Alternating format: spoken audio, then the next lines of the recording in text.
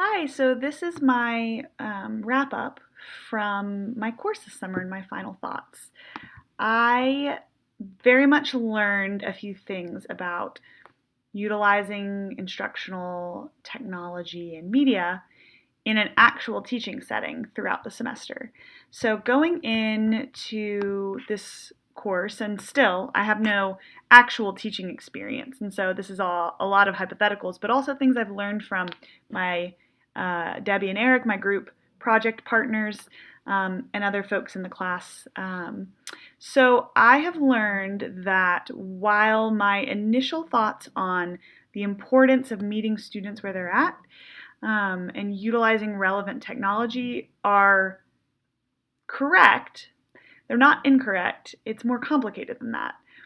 Teachers, especially in K through 12 classrooms, have incredibly limited time, monetary resources, personal resources.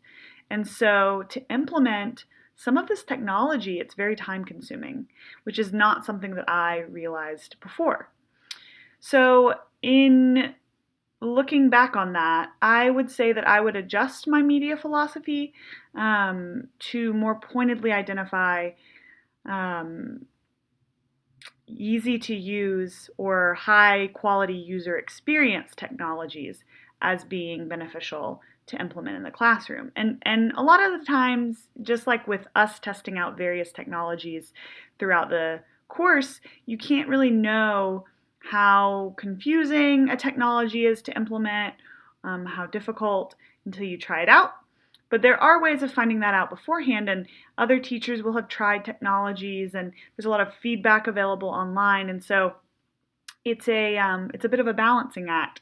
I think my new approach would be to balance the student needs with the teacher and school abilities, and find that middle ground. So sometimes that may mean the more advanced, expensive, or complex technologies don't have a shot in the classroom because there's just no time or money to try those out. Whereas, other technologies might be used in more places throughout the class. And so I think it's been an interesting exercise in considering the balance of this.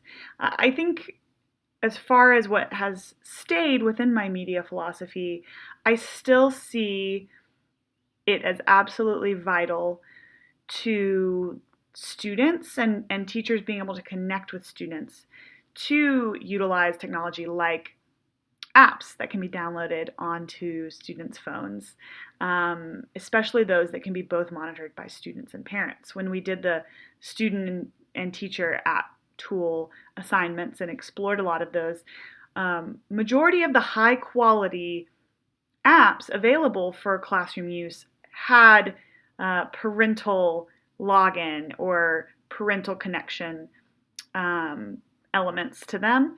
For example, so that parents could monitor whether students were actually getting their homework done or utilizing the app in the way it should be utilized. And I think that's a key thing. Now, as my group mates pointed out, in underserved communities, that kind of monitoring might be difficult, and even the internet access of using an app outside of class might be difficult.